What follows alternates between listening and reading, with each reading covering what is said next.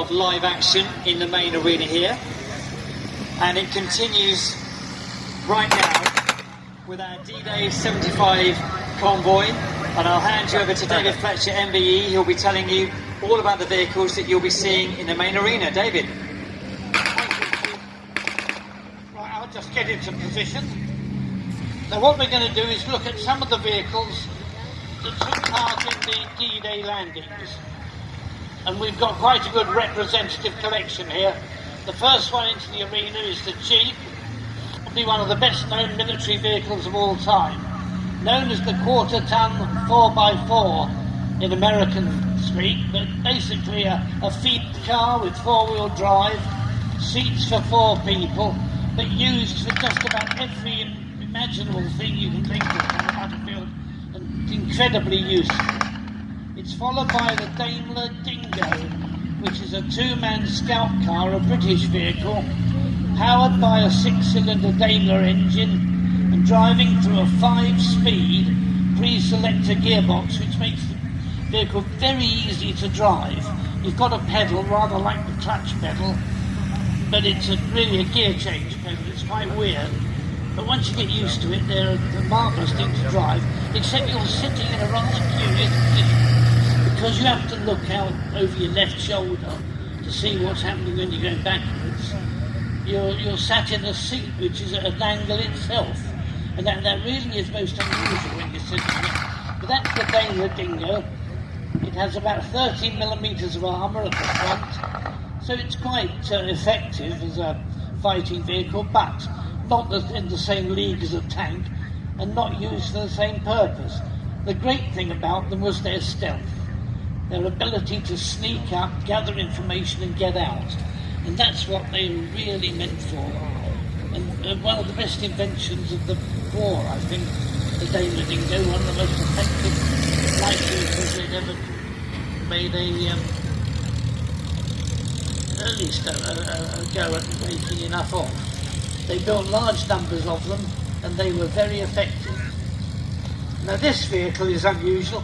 It's a Morris light reconnaissance car. Again, it takes a 3-man crew in this case. The driver sits in the middle, and it is, I can tell you because I've driven one, horribly uncomfortable to drive, because your legs stick out horizontally in front of you. It's very, very uncomfortable to get the hang of driving one of those things. You've got a turret on one side of you with a Bren gun in it, and 2 open hatches on the other side, which carry a boy's anti-tank rifle if required. But they were used on D-Day mostly by the Royal Engineers, and mostly as liaison vehicles, so they usually operated without the turrets, which is why when you saw them on D-Day, and they had Royal Engineer officers inside them, just using them up really. They were originally meant, I think, for the Reconnaissance Corps, but the Reconnaissance Corps instead went for the Humber light reconnaissance car, and the Morris never got a look in. They were used by the Royal Air Force, but not in any other way at all, as far as I'm aware anyway. That's a Mark II. It's got driven front axle. You can usually tell they're a bit higher at the front than the Mark I. Otherwise they look very much the same. And I want to just add that the white star you can see on the side, a lot of people seem to think that only applies to American vehicles. It doesn't. The white star was the Allied recognition sign for D-Day, and all vehicles of whatever nationality that on our side all wore the white star to identify them. Now the vehicle coming around behind me at the moment is the Daimler armoured car. It's basically a scaled up version of the Daimler Dingo. It has a 6-cylinder Daimler engine at the back, a turret, a revolving turret mounting a 2-pounder gun, and normally carries a crew of 3, 2 in the turret and 1 in the front as the driver. But one of the 2 turret men could slip down into another seat and was effectively facing backwards. So he was able to drive the vehicle out of trouble if it got into trouble in that sort of way. But again, it's an armoured car. It's got quite a punch. The 2-pounder was still quite a good gun, but not good enough for taking on a tank. and in that they were okay against other light armoured vehicles, but very effective. Like the Daimler particularly, it doesn't have a chassis, say like the Humber armoured car has, like an ordinary truck or car chassis. It has the same sort of arrangement, mechanical arrangement, all in the a tray at the bottom, but that is a slightly different thing to a chassis, but it has roughly the same effect. And they were a nice looking vehicle as well. And there it is, a Daimler armoured car. And he's going to join the lineup on this side. He's just arrived. It's got, again, the 5-speed pre-selective gearbox, so it's a treat to drive, really, once you get anchored in.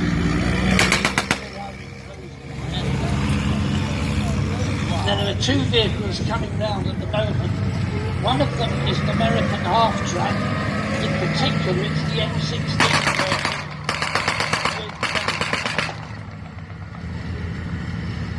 with quadruple Brownings in a rotating mount at the back. It's designed as an anti-aircraft vehicle, but because the Luftwaffe was nowhere to be seen much on D-Day, there wasn't really much aerial activity at all. But they were used as anti-personnel weapons. But the basic vehicle, the half-track, was extremely common.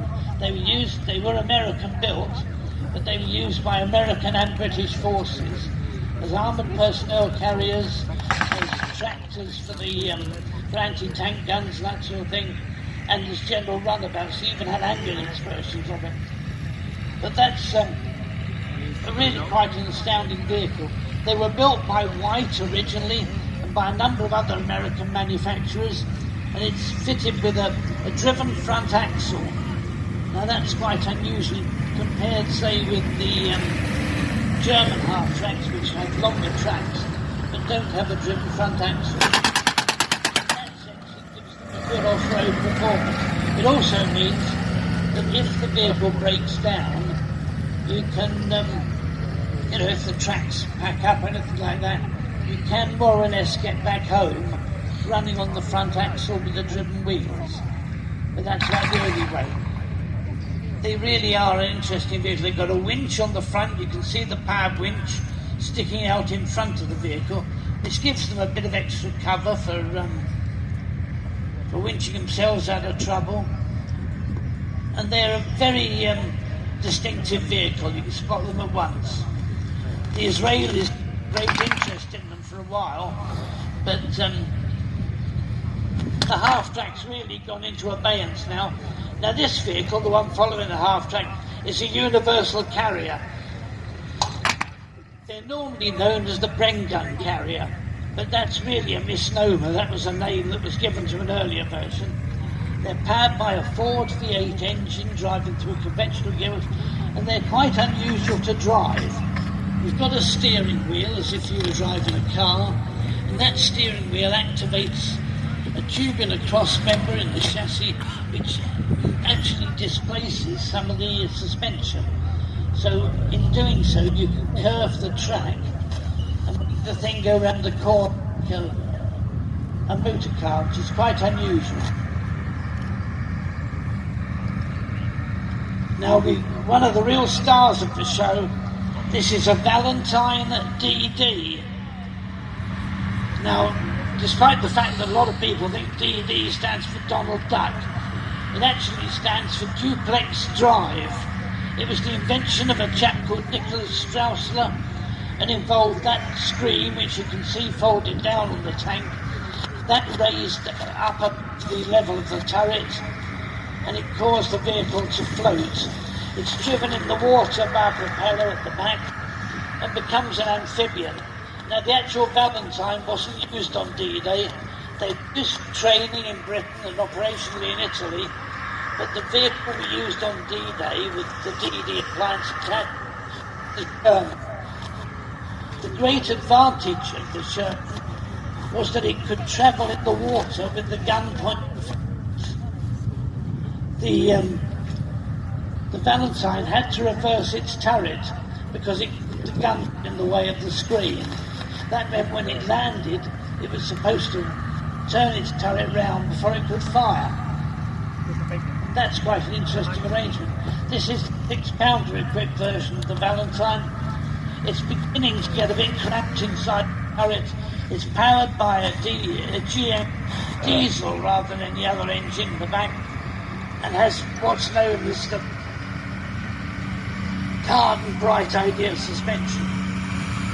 And that's really an unusual vehicle to see here. It's been restored, it's been rebuilt in fact from virtually a wreck. My chap with John Pearson, and it is a remarkable vehicle.